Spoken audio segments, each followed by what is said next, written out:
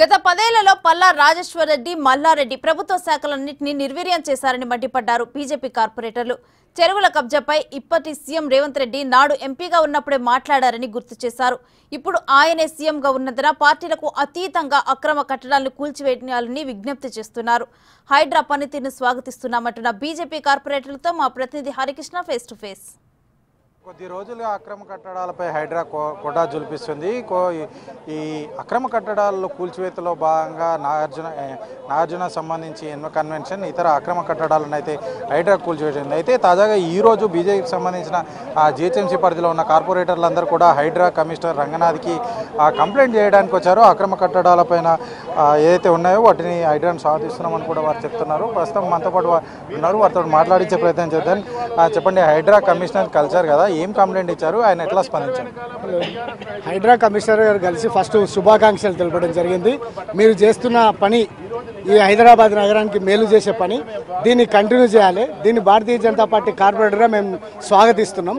అదేవిధంగా మీరు పార్టీలకు అతీతంగా ఎంఐఎం పార్టీ సోదరులు కానివ్వండి, వారితో పాటు పల్లా రాజేశ్వర్ రెడ్డి, ఈ మల్లారెడ్డి ఇలాంటి గత 10 సంవత్సరాలుగా వాళ్ళు టీఆర్ఎస్ పార్టీ ప్రభుత్వ హయాంలో ఏ విధంగా చెరువులు కుంటలు కబ్జా చేసి ఆ ప్రాంతంలో కళాశాలలు నిర్మాణం చేసిర్రో వాటి మీద ఈరోజు స్టేక్ పోయే పరిస్థితి ఎందుకు వచ్చింది అంటే వాళ్ళు పర్ఫెక్ట్గా వీళ్ళు చెరువులు కుంటల్లో కట్టుకున్న నిర్మాణాలు, అందుకోసమే వీళ్ళు స్టేలకు వెళ్ళిరా అని చెప్పి ఈరోజు మేము అడుగుతా ఉన్నాం.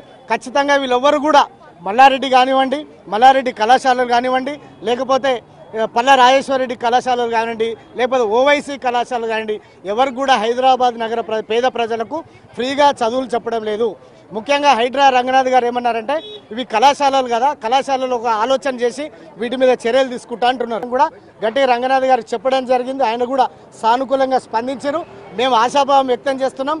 పార్టీలకు అతీతంగా అతను చర్యలు తీసుకొని తనకిచ్చిన డ్యూటీని 100% నెరవేర్స్తాడని చెప్పి మేము అనుకుంటున్నాం. కాబట్టి అప్పుడు పార్లమెంట్ సభ్యుడు ఇప్పుడు ముఖ్యమంత్రి అయినటువంటి రేవంత్ రెడ్డి అన్న సూచన, ఆయన ఇచ్చిన స్పీచ్, ఆయన ఇచ్చిన ఆడియో వీడియో కూడా మేము రంగనాథన్ గారికి ఇవ్వడం జరిగింది. ఇవన్నిటిని సమగ్రంగా పరిశీలన చేసి మేము తప్పు చెప్తున్నామా ఒప్పు చెప్తున్నామా అని కాకుండా మేము ఇచ్చిన మెటీరియల్ అంతాతో ఎంక్వైరీ చేసి వితౌట్ నోటీస్ ఈ 2 చెరువులు కాపాడి అక్కడ ప్రజలకు మళ్ళీ చెరువులలో నీళ్లు ఉండే విధంగా చర్యలు తీసుకోవాలని చెప్పి భారతీయ జనతా పార్టీ తరఫున మేము విన్నవించుకోవడం జరిగింది. చూస్తున్నాం కదా, హైడ్రాని అయితే స్వాగతిస్తున్నాము. ఏదైతే ప్రధానంగా ఎల్బీ నగర్లో ఏదైతే చేపలకుంట, అదేవిధంగా బైరమ్మల గూడ దగ్గర కూడా ఒక చెరువు అయితే కబ్జా చేయడం జరిగింది. ప్రధానంగా స్థానిక MLA LB Nagar MLA Sudheer Reddy ఎవరైతే ఉన్నారో వారిపైన కూడా చేపలకుంట చెరువును ఆక్రమించారంటూ కూడా ఆవేదన వ్యక్తం చేస్తున్నారు. అయితే వారి మీద ఖచ్చితంగా చర్యలు తీసుకోవాలి. ఆ విధంగా ఏదైతే కబ్జాలకు గురయ్యాయో ఆ కబ్జాలకు గురైన చెరువులన్నీ కూడా మళ్ళీ అదే అక్రమంగా నిర్మాణాలు కూల్చివేసి చెరువులను తీసి కూడా ప్రజలకు ఏదైతే వర్షాలు వచ్చినప్పుడు చెరువుల్లోకి నీళ్లు పోయే విధంగా ప్రజలకు అందించాలంటూ కూడా బీజేపీ కార్పొరేటర్లు అయితే కోరుతున్నారు.